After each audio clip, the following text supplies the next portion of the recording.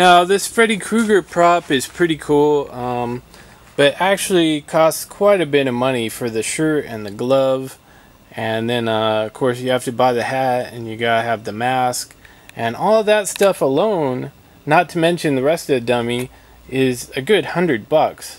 But was it worth it? Yeah, this was a really good prop, so it was worth it. You ever notice that Freddy Krueger's face kind of looks like pizza? Now, one thing about buying masks is for dummies, and of course I just put a styrofoam head in there. The problem is the mask is actually really oversized, so it'll fit over someone's head very easily, but it ends up looking like a giant bobblehead. So what I did here on the back is I just like folded it and then I stapled it with the wood stapler and just left it like that, which kind of isn't too good on the mask, but you know, at least it looked good.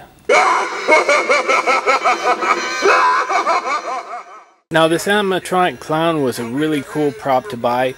It was, however, $200, which, you know, these props are really expensive. But actually, it's kind of worth it because it's got a lot of electronics in there. It's got a motion sensor that works really good every time. And it does all kinds of motions, and it says 3 different things. And it was actually the scariest thing in here, so it was totally worth it to buy it. But, you know, geez, yeah, it puts a real dent in your pocketbook. Now, things like this I really like making. They're a lot more affordable. This thing probably cost me $5 to build this.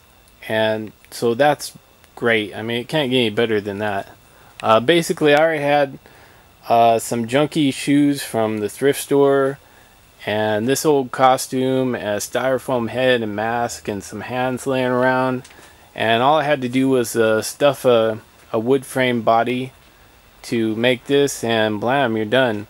And the coolest thing about this and some of these props is they look real enough that people can't tell whether it's a real person or not. And really, that's gonna be the coolest props, because people think that any second this guy is gonna jump out and scare the heck out of people.